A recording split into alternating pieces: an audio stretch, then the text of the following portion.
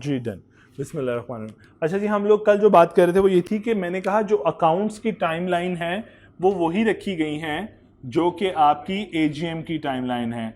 AGM की first AGM की timeline ये होती थी जी, कितना 16 months from date of incorporation से, और सेकेंड ईयर में हमें कहा जाता था या सब्सिक्वेंट एजीएम में कहा जाता था कि within 120 days and once in a calendar year.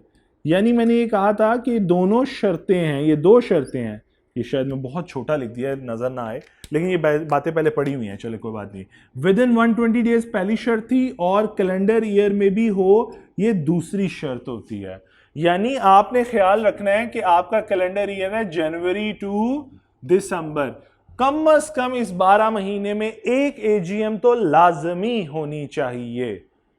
अगर आपका टाइमलाइन कुछ ऐसा बन रहा है कि एजीएम की डेट आ रही है जनवरी, और ये पूरा महीना जनवरी से, फॉर एग्जांपल जनवरी है 2023 और ये आ रही है जनवरी 24 की लास्ट डेट आ रही है, तो हमने ये कहा था कि अगर 120 डेज आगे जा रहे हैं और इस ईयर में ब्लैंक ईयर रह जाएगा कि इसमें कोई एजीएम नहीं आएगी, तो फिर आपने अपनी एजीएम इस डेट पे नहीं करनी बल्कि पीछे ले आनी है, और इस साल के अंदर कम से कम एक एजीएम तो होनी चाहिए।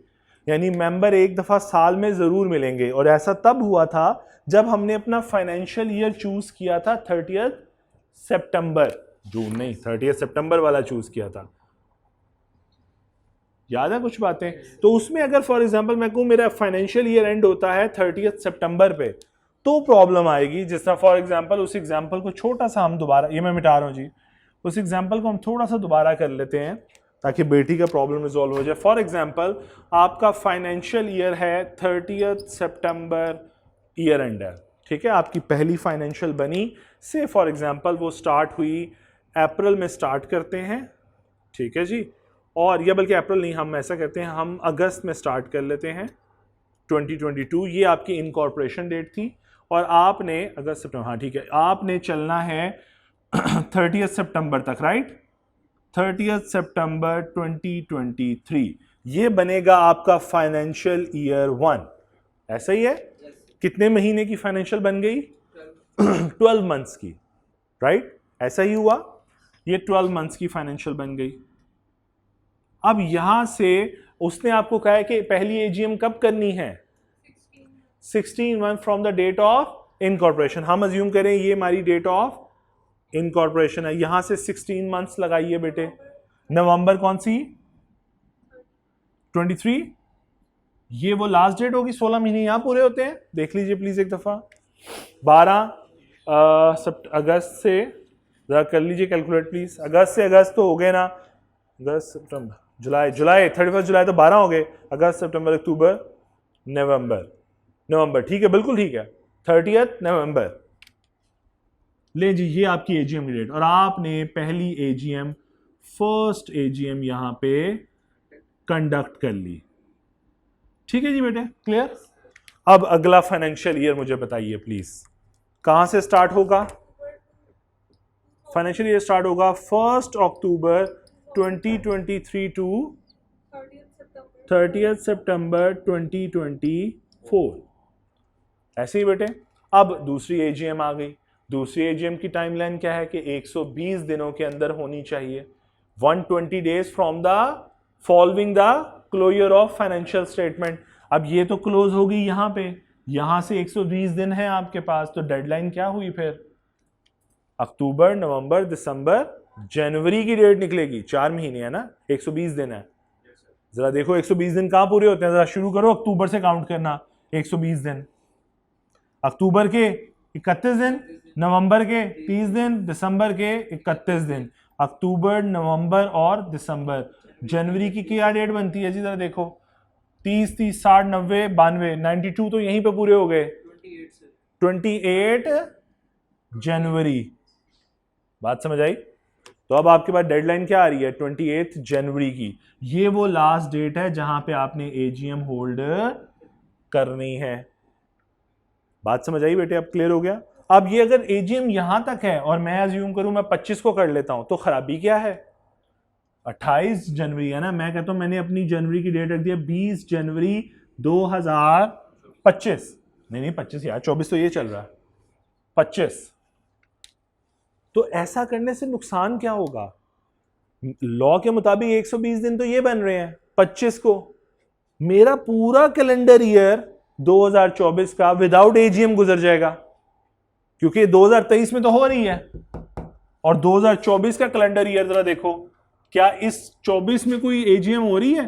तुमने अपनी डेट रख ली है 20 जनवरी, क्या 24 में कोई एजीएम हो रही है? फर्स्ट एजीएम तो तुमने की है 23 में, 24 तुम्हारा खाली चला गया, 25 में तुम एजीएम दोबारा कर रहे हो। तो लॉ कहता है नहीं भाई, फिर इस डेट पे ना करो, इसको कैंसिल करो, और ये तुम्हारी लास्ट डेडलाइन है, और इस साल में एक एजीएम तो तुम करोगे, यानी 120 दिन and once in a calendar year. तो 120 दिन अगर एक्सपायर हो रहे हो, अगर फर्स्ट एक एजीएम वाली कंडीशन एक्सपायर हो रही हो, तो आप पीछे आ जाओगे और उसे पिछले साल में कंडक्ट कर लोगे।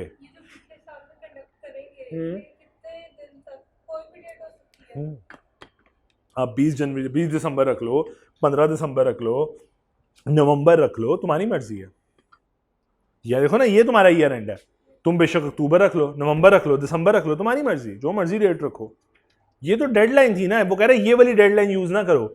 अब तुम्हारी डेडलाइन ये नहीं है, तुम्हारी डेडलाइन ये है, क्योंकि कैलेंडर ईयर नहीं आ रहा। लो जी आगे चलें जी।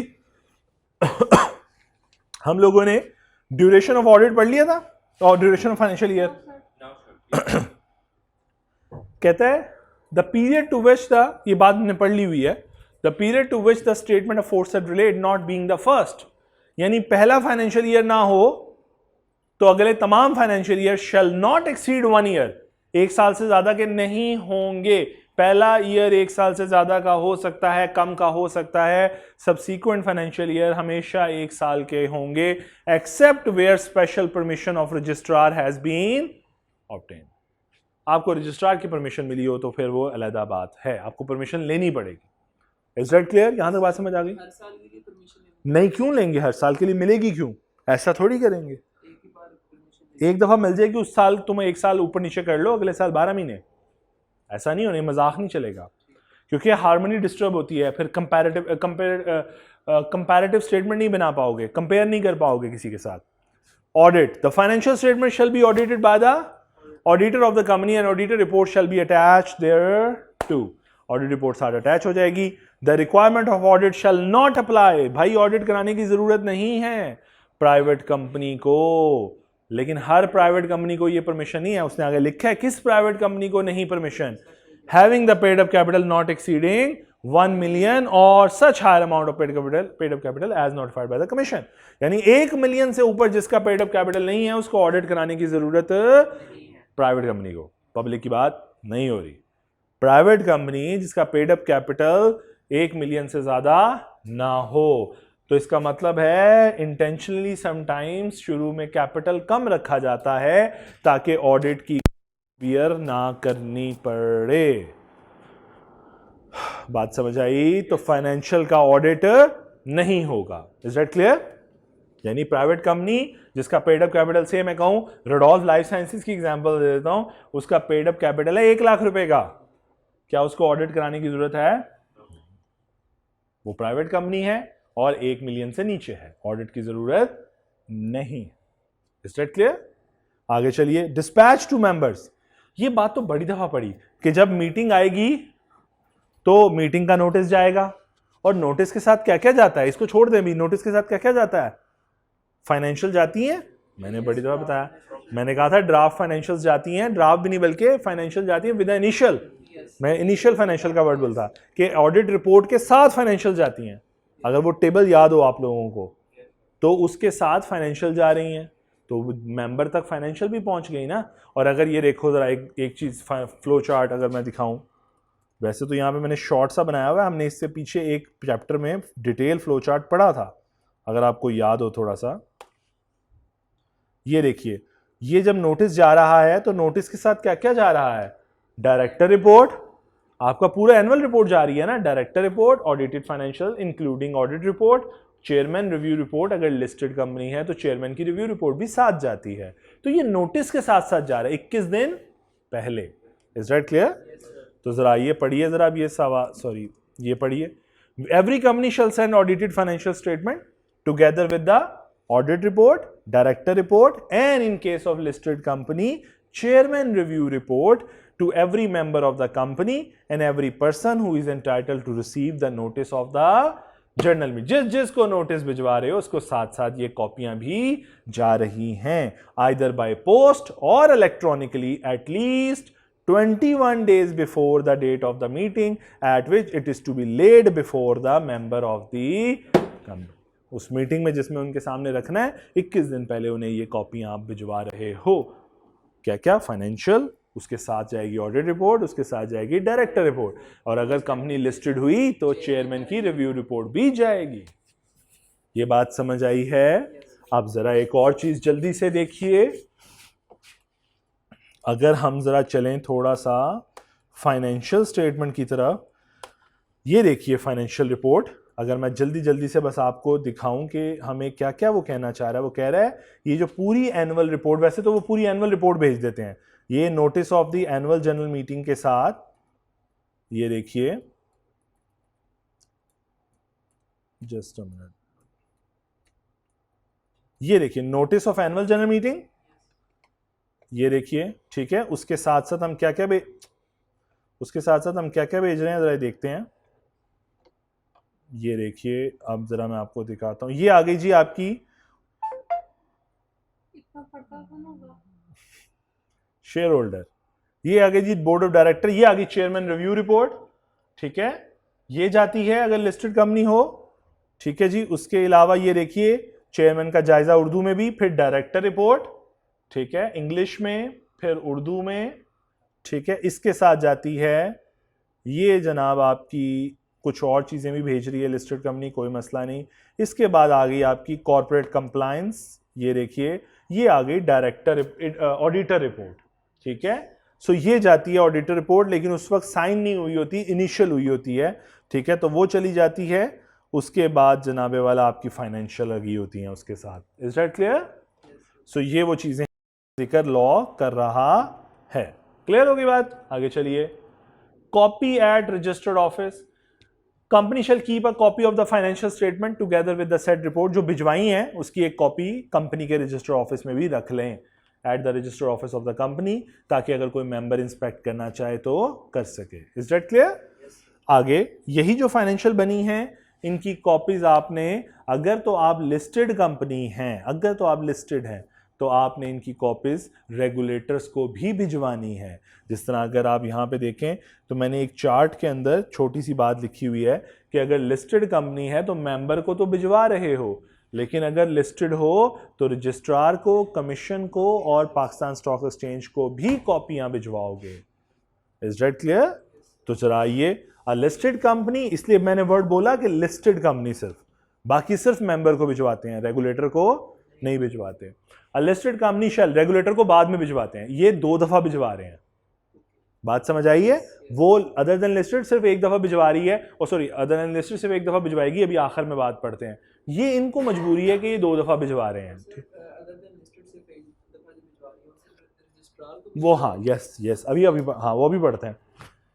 A listed company shall simultaneously with dispatch to the member, actually ना मैं आपको मज़ा बताऊं, ये फाइनेंशियल नहीं भिजवा रहे होते, ये क्या कर रहे होते हैं, notice of the general meeting भिजवा रहे होते हैं और उसके साथ सारी चीजें भिजवा देते हैं। बात समझ आई है? देखो आपने मैंने कहा था इवन के लिस्टेड कंपनी को तो यहां तक सर मैं गो टू वॉशरूम वो वाला काम भी करना पड़ता है कि भाई कुछ भी करना है तो पीएसएक्स खुद बताना है, तो कमीशन और रजिस्ट्रार को भी बताना पड़ेगा, तो नोटिस जो है इन लोगों को भी जाता है और उसके साथ फाइनेंशियल जाती हैं, तो वो इसलिए ये बात लिखी जाती है listed company shall simultaneously with dispatch to the member, जहां मेंबर को भिजवाती है, sent by post 3 copies and electronically a copy, ठीक है, फिजिकली आप 3 कॉपीज भिजवा रहे हो और electronically a copy of such financial together with the said report to each of the commission, registrar and the security exchange and shall also post the same on the company website. Website पे भी डाल देंगे और 3 copies भिजवाएंगे. अच्छा, मजेदार बात यह है कि इसकी इंटरप्रिटेशन कुछ ऐसी ही होती है कि 3 कॉपीज भिजवाई जाती हैं कमीशन को, 3 कॉपीज भिजवाई जाती हैं रजिस्ट्रार को और 3 कॉपीज भिजवाई जाती हैं आपकी तीसरी कौन सी है जी, पाकिस्तान स्टॉक एक्सचेंज. तो ऐसे किया जाता है. मतलब मजबूर, कुछ लोग ऐसा भी करते हैं और कुछ लोग एक एक कॉपी इन सबको भिजवा के साथ इलेक्ट्रॉनिकली एक कॉपी भिजवा देते हैं. Is that clear? वैसे 3 कॉपीज भिजवाई जाती है, मैं बता रहा हूँ प्रैक्टिकली 3 कॉपीज एक बंदे को. देखो ना, sent by post 3 copies to each of the commission. तो 3 कॉपियां इन तीनों को भिजवा दी जाती हैं और साथ साथ एक इलेक्ट्रॉनिक कॉपी. ठीक है जी, ये बात क्लियर होगी. The report shall be made available on the website of the company for the time period as may be specified. भाई ये कॉपी तुमने अपनी वेबसाइट पे भी डालनी है. Is that clear? आप लोगों ने कभी वेबसाइट देखी है लोगों की? इनकी वेबसाइट्स पे सारों की फाइनेंशियल्स मौजूद होती हैं. कभी देखी है किसी ने ज़हमत की हो? जितनी भी लिस्टेड कंपनीज हैं उनकी सबकी फाइनेंशियल वेबसाइट पे मौजूद होती है. और ऐसा नहीं कि उनका शौक है, उनकी मजबूरी है. कोई नहीं डालता था इससे पहले जब तक ये वेबसाइट वाली क्लॉज एंटर नहीं हुई थी. इज दैट क्लियर जी? चलो, और पब्लिक, ये सिर्फ लिस्टेड के लिए है, इसलिए आपको प्राइवेट कंपनी की कभी फाइनेंशियल लिस्टेड वेबसाइट पे नहीं मिलेगी. मतलब अगर आप रडॉल्फ की वेबसाइट बनी हुई है, आप उसकी वेबसाइट पे जाके फाइनेंशियल ढूंढोगे, नहीं मिलेगी. क्यों? क्योंकि अपलोड ही नहीं करते, रिक्वायरमेंट ही नहीं है. इसी तरह पब्लिक की भी नहीं है, वो भी नहीं करते, वो भी नहीं मिलेगी आपको. क्लियर? आगे चलिए, प्रैक्टिस सेशन 2 पढ़िए please.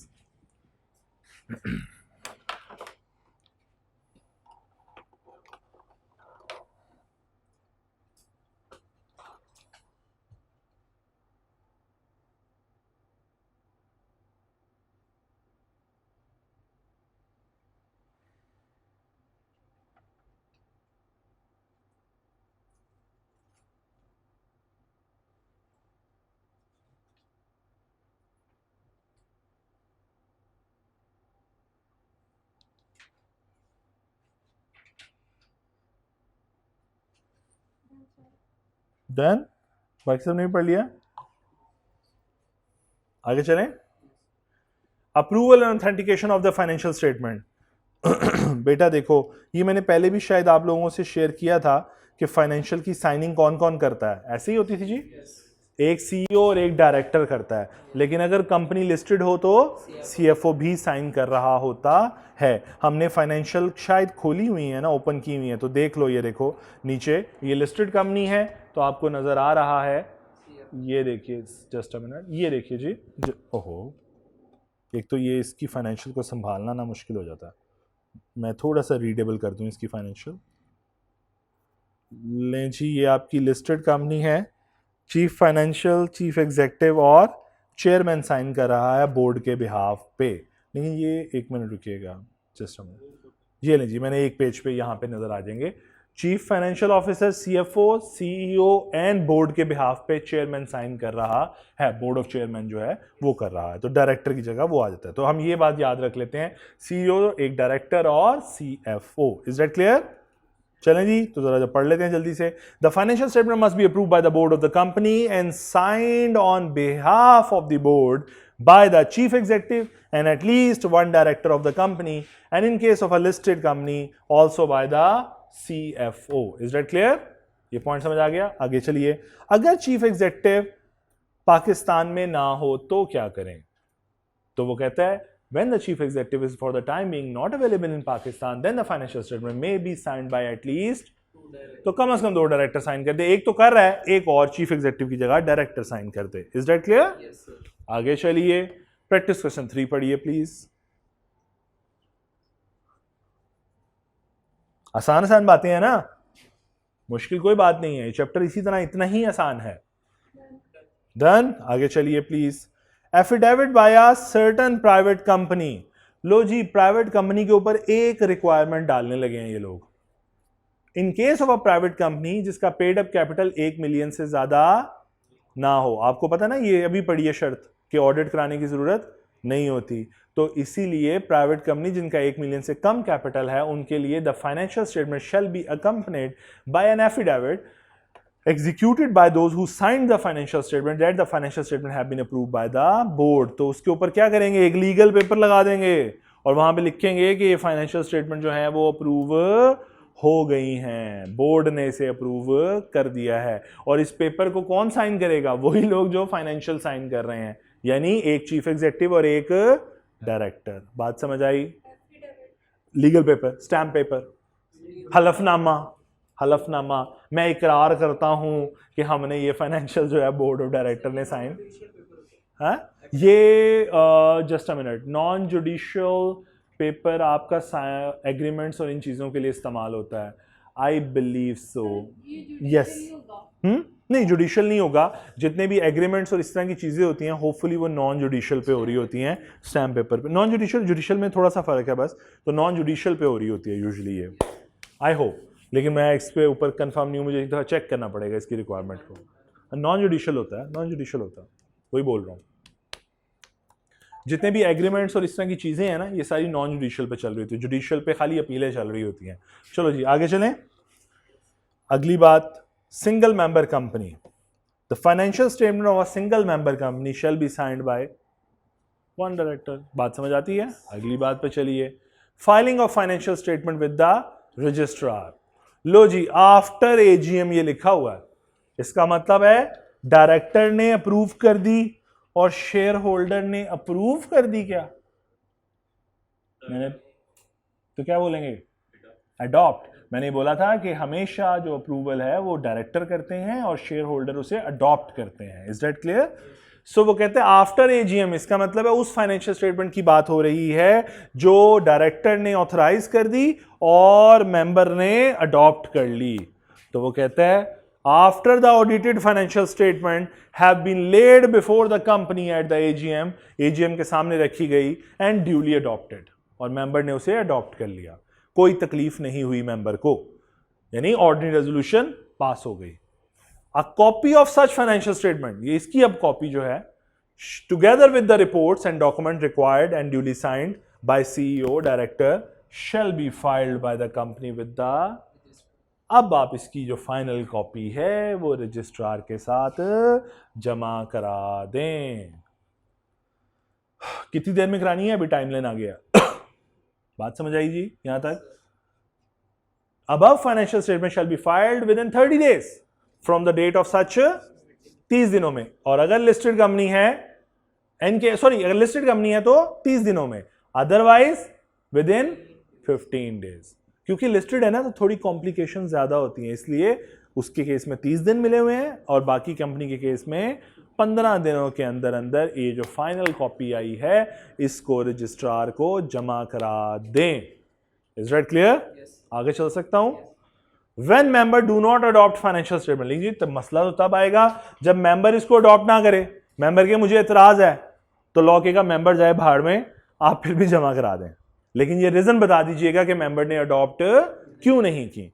If the general meeting before the financial statement is if the general meeting before which the financial statement is laid, जिसके सामने रखी गई है, does not adopt the same और defer the consideration thereof और is adjourned, कि meeting adjourn होगी, अभी मेंबर जो फाइनेंशियल्स हैं वो अप्रूव नहीं हुए, अडॉप्ट नहीं हुए, a statement of that fact and of the reason thereof shall be annexed to the said financial statement required to be filed with the, भाई आप उसकी परवाह ना करें, आप रजिस्ट्रार को फाइलिंग करें और रीजन जमा करा दें कि जनाब ये फाइनेंशियल अभी अडॉप्ट नहीं हुई है, और रीजन क्या है क्यों नहीं अडॉप्ट हुई। हो सकता है जनरल मीटिंग में अभी कंसिडर नहीं हुई और हमने डेफर कर दी है जनरल मीटिंग, ठीक है, इस वजह से भी रीजन हो सकती है, या कोई और रीजन जिसकी वजह से उन्होंने इतराज कर दिया है, शायद वो अप्रूव नहीं कर रहे, कोई भी रीजन है, आप कम से कम रजिस्ट्रार वाली कंप्लायंस पूरी कर लें, यानी कितने दिनों में, 15 दिनों में आप कंप्लायंस कर लें,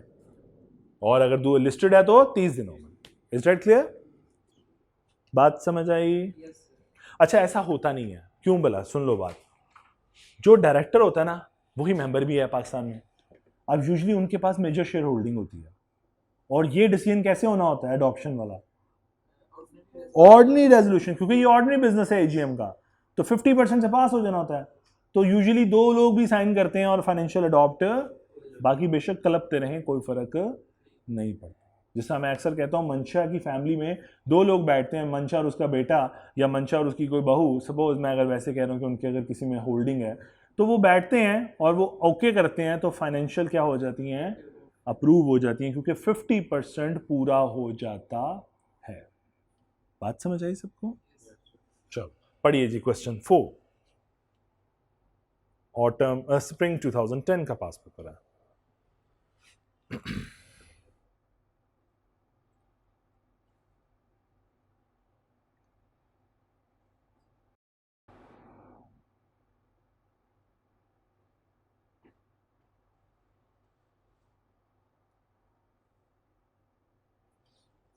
जी डन प्रैक्टिस क्वेश्चन 4 सबने पढ़ लिया?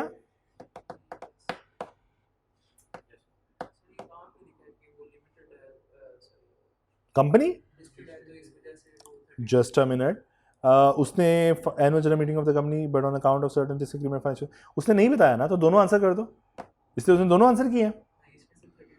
Just a minute, the annual general meeting is built on account of certain disagreement. The member do not adopt the financial in the above situation. The company comply with the provision of company. नहीं उसने कुछ नहीं बताया, तो उसने नीचे answer क्या किया सर, लिस्टेड वाला। चलो माफ कर दो यार, उसने ऊपर शायद कंपनी का नाम मैंने उसे एडिट नहीं किया होगा प्रॉपर्ली, असूल यहाँ एडिट होना चाहिए कंपनी का नाम। ये कोई कॉन्टिन्यूअस में तो नहीं है ऊपर वाली एग्जाम्पल के, ये लिस्टेड थी ना, उसी की कॉन्टिन्यूअस में होगी शायद। 2010 का क्वेश्चन नंबर 9 भी है और ये क्या है 2010 का क्वेश्चन नंबर 7 है। नहीं सॉरी कॉन्टिन्यूअस में नहीं है, लिस्टेड कंपनी अज्यूम कर लो फॉर द टाइमिंग समझने के लिए, कोई बात नहीं। फिर दोनों लिख दें, फिर दोनों लिखें अगर क्लियर ना हो कि कंपनी की कौन सी कंपनी की बात हो रही है। चलें आगे चलें। नॉट एप्लीकेबल टू, एक और रिक्वायरमेंट कि भाई आपने अभी कहा कि अकाउंट्स जो हैं वो फाइल करने हैं रजिस्ट्रार के साथ, तो लॉ कहता है the filing requirement shall not apply to a private company having a paid up capital of not exceeding 10 million और such higher amount as may be specified by the commission. इसका मतलब 10 million से कम का अगर आपकी paid up capital है तो आपको अकाउंट्स भी फाइल करने की जरूरत, इसीलिए कंपनी अपना इनिशियल कैपिटल को तो कम रखती हैं 1 मिलियन से, ताकि ना ऑडिट कराना पड़े और ना ही एससीसीपी को अकाउंट्स फाइल करने पड़े। जनरल मीटिंग की प्रोविजन रहेंगी, वो आपको करके रखने आनी पड़ेंगी अपने पास, वो रहेंगी, वो उस पर कोई वो नहीं, एक्सेप्शन नहीं है, लेकिन फाइल नहीं करने, अकाउंट्स फाइल नहीं करने, रिक्वायरमेंट फाइलिंग ही खत्म हो गई। अब अगर आप देखो तो आपके नोट्स में मैंने आखिर में एक ये बनाया हुआ है, इसको आखिर में पढ़ लीजिएगा बिल्कुल, ये मैंने आप लोगों से शेयर कर ली है कल मेरा ख्याल है। Audit requirement does not apply, कब नहीं होती, जब 1 मिलियन से कम हो। रिक्वायरमेंट टू फाइनेंशियल वाला नहीं लिखा हुआ, चलो कोई बात नहीं, फाइनेंशियल वाला मैंने यहाँ पे मिस कर दिया। 10 मिलियन से कम अगर फाइनेंशियल वाला हो तो आपको वो करने की ज़रूरत नहीं है, तो वो खुद ऐड कर लीजिएगा जी प्लीज़, ठीक है। बाकी मैंने कुछ और चीज़ें ऐड की हुई हैं, तो ये आखिर में मैंने कंक्लूजन एक समरी सी बनाई हुई है, वो आखिर में पढ़ लीजिएगा, ठीक है। आगे चलें जी। लो जी, quarterly financial statement of a listed company, बेटा ये आ गया जी क्यू क्वार्टरली फाइनेंशियल्स का एक छोटा सा समरी। बेटा देखो क्वार्टरली फाइनेंशियल हर कंपनी ने नहीं बनानी होती, सिर्फ किसने बनानी होती है, लिस्टेड ने। First quarter, second quarter, third और आखिर में एनुअल फाइनेंशियल्स बन जाती हैं। सेमी एनुअली हाफ ईयरली हो गया ना, सेकंड क्वार्टर में semi annually half yearly financials बनते हैं, एक क्वार्टर के नहीं बनते। क्वार्टर कितने पीरियड का होता है जी, 3 मंथ्स का, ऐसा ही है जी।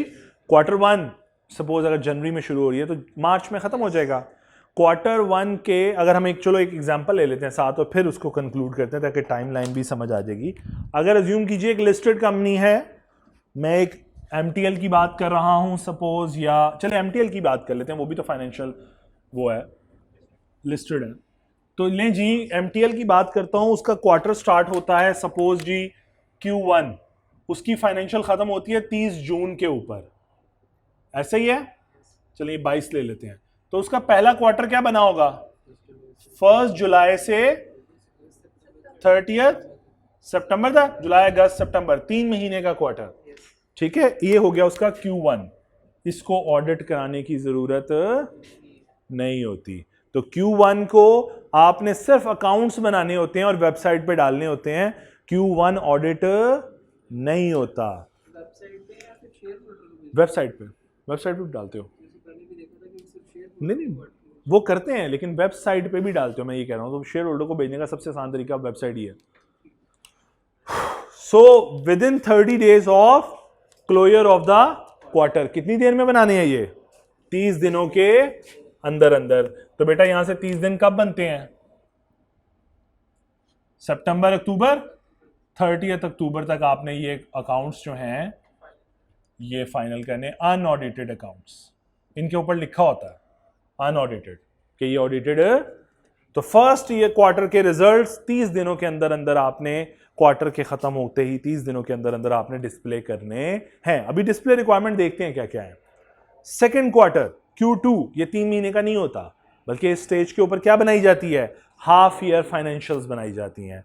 तो ये जो फाइनेंशियल्स बनेंगी यानी 1 जुलाई से 31 दिसंबर तक की फाइनेंशियल होंगी, जिसे हम हाफ ईयर फाइनेंशियल स्टेटमेंट कहते हैं, या हम इसे इंटरम फाइनेंशियल स्टेटमेंट कहते हैं। ये 6 महीने की होती हैं।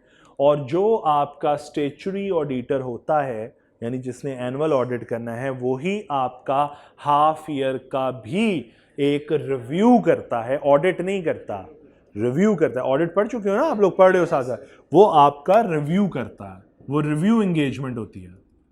लेकिन एक बात बता दूं, ये रिव्यू एंगेजमेंट वही परफॉर्म कर सकता है जो एनुअल ऑडिट कर रहा है। यानी आपका स्टेचुरी ऑडिटर ही रिव्यू एंगेजमेंट परफॉर्म करता है, कोई और परफॉर्म नहीं कर सकता। रिव्यू एंगेजमेंट में क्या फर्क होता है वैसे और ऑडिट में? वो सब्सटेंटिव प्रोसीजर यहां पे नहीं लगाएगा। ये रिव्यू सिर्फ और सिर्फ एनालिटिकल प्रोसीजर की बेस पे कंडक्ट हो जाता है। ठीक है, लिमिटेड एश्योरेंस देता है वो इसके ऊपर, और वो ऑडिट ओपिनियन नहीं देता, रिव्यू रिपोर्ट देता है इसके ऊपर। Is that clear? वो आप ऑडिट में समझिएगा रिव्यू रिपोर्ट क्या होती है। मैंने कहा यहां पे सब्सटेंटिव प्रोसीजर नहीं लगते, एनालिटिकल प्रोसीजर्स लगते हैं खाली। ठीक हो गया जी?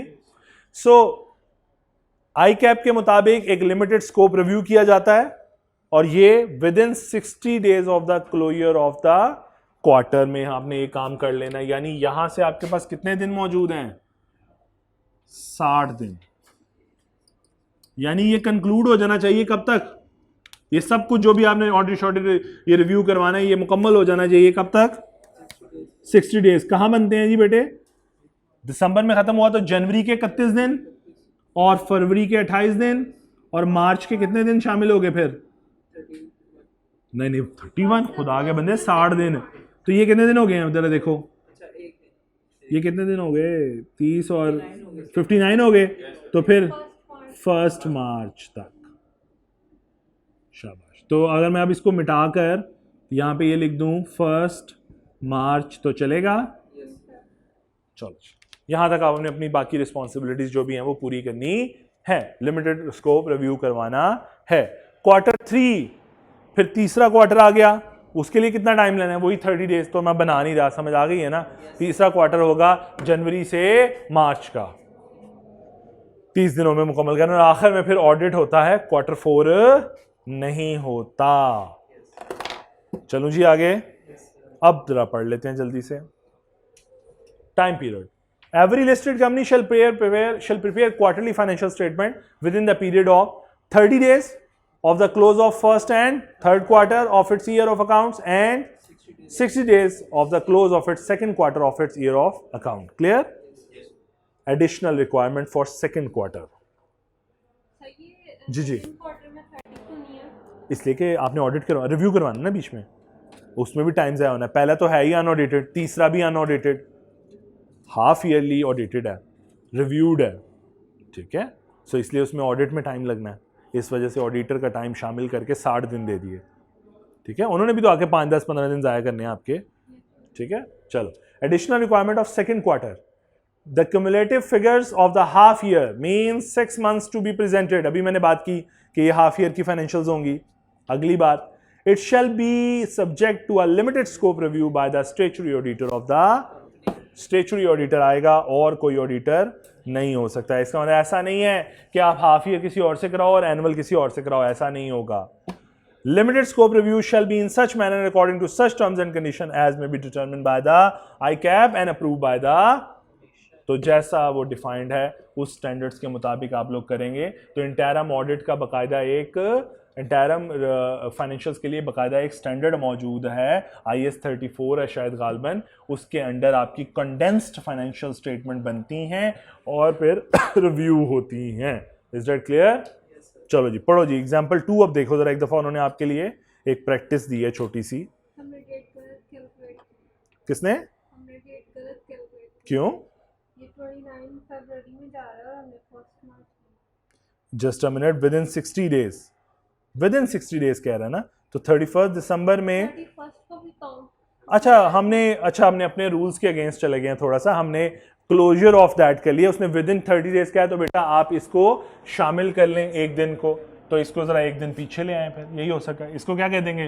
29 अक्टूबर, ठीक है, प्लीज इसको करेक्ट कर लें। हम अपने ही असूलों के खिलाफ चले गए, फॉलोइंग द क्लोजर नहीं है ना, वरना हम इस डेट को छोड़ देते। तो जस्ट अ मिनट, हम इसको भी चेक कर लेते ना, हम इसको 30 कर लें पूरा, क्या हो जाएगा? 29 अक्टूबर, और इसको भी प्लीज करेक्ट कर लें। 60 डेज मुकम्मल करें तो 31 दिसंबर का 1 डे शामिल है, तो कितना हो गया? तो 31 हो गए जनवरी के, एक दिन हो गया दिसंबर का, प्लस 28 फरवरी के, कितने हो गए जरा प्लीज चेक कीजिए। 60 पूरे हो गए, तो यस जी 28 फरवरी इसको बना लें।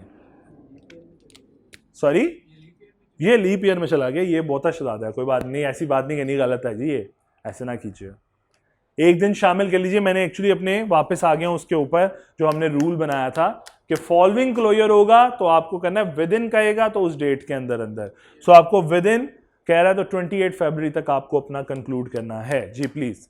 अब कोई डेट गलत है तो वो गलत है जी। जी डन, आगे चलिए।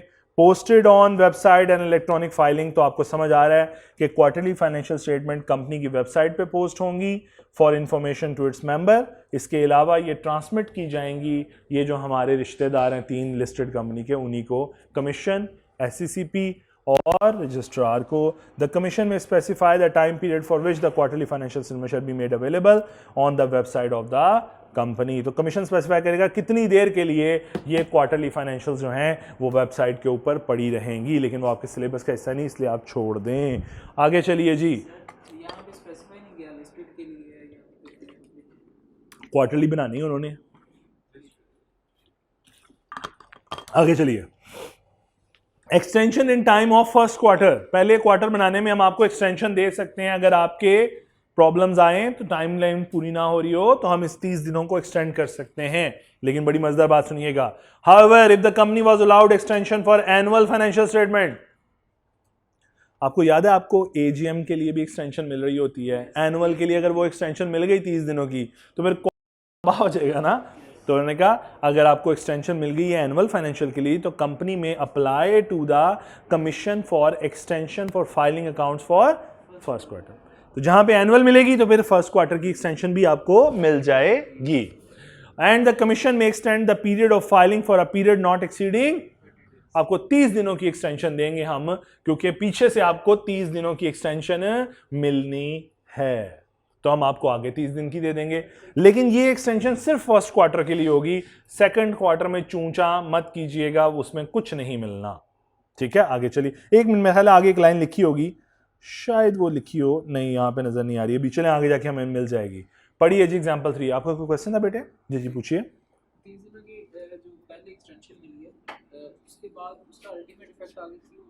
इसलिए कि आप देखो ना, आपको हमने 30 दिन दिए, आप अब उसमें बिजी हो एनुअल फाइनेंशियल को कंप्लीट करने में, तो डेफिनेटली बात है आपके जो फर्स्ट क्वार्टर है वो इफेक्ट हो जाना उससे। लेकिन फर्स्ट क्वार्टर की डेट, क्योंकि आपकी एजीएम अगर इफेक्ट होती है तो उसमें आपकी ऑडिटर की रिटायरमेंट और नए ऑडिटर की अपॉइंटमेंट होनी है, तो अगर आपने ऑडिटर चेंज करे हुए तो पंगा पड़ेगा ना, वो लेट अपॉइंट होगा। लेकिन जो डेट्स ऑफ क्वार्टर है वो तो नहीं चेंज हो रही, नहीं वो नहीं चेंज हो रहे, वो नहीं, फाइनेंशियल की टाइमलाइन चेंज हो रही है। और वैसे भी पहला क्वार्टर कौन सा ऑडिट होना है, वो तो है ही ऑडिट, लेकिन मैनेजमेंट चूंकि बिजी होगी इसलिए उन्होंने एक्सटेंशन दे दी कि आपको अगर एनुअल की एक्सटेंशन मिल गई है तो चलें आप अप्लाई करना चाहें तो क्वार्टर की एक्सटेंशन भी हमसे ले लीजिएगा। लेकिन ये ऑप्शन है, आप अगर अच्छे बच्चे हैं, एनुअल अगर डिले हुई भी है और आप नहीं पहला क्वार्टर डिले करते तो कोई बात नहीं, एक्सटेंशन ना मांगे, ये तो वैसे ही आपको एक राइट दिया हमने। जी एग्जाम्पल 3 पढ़िए जी प्लीज। कितना को रह गया हमारा, बस ये 2 लाइन ही पढ़ानी है मैंने, बस मैं फाइनेंशियल खत्म करना चाह रहा था टॉपिक, आगे ग्रुप फाइनेंशियल हम कल पढ़ लेंगे इंशाल्लाह मंडे को। A copy of the quarterly financial statement shall be dispatched in physical form if so requested by any member without any fee। कोई मेंबर मांगेगा तो उसको विदाउट फी हम फॉरवर्ड कर देंगे। आजकल अगर मांगो ना तो आपको सीडी मिल जाती है या आपको कह दिया जाता है वेबसाइट से ले लो, तो मेंबर गुस्सा खाता है वेबसाइट का तो वो सीडी प्रोवाइड कर देते हैं, ठीक है। और इवन कि अब आप SCCP भी जाओ ना कॉपीज लेने तो वो आपको सीडी दे देते हैं कि सर ये सीडी ले लें, ठीक है। तो सीडीज मिलती हैं अब आपको, और उस जमाने से भी अब हम बाहर आ गए तो हम डाउनलोड कर लेते हैं वेबसाइट से। Authentication, the approval and authentication requirement of the quarterly financial statement are the same as those of final annual financial statement. मतलब वही CEO और आपका एक डायरेक्टर, और अगर लिस्टेड है ये तो CFO भी आ जाएगा। शाबाश, ठीक हो गया जी। तो ऑथेंटिकेशन का वही असूल है जो आप पहले एनुअल के लिए पढ़ आए हो। यहां तक जी, अल्लाह ताला आप सबको साइंदा फरमाए। यहीं से आगाज करेंगे इंशाल्लाह।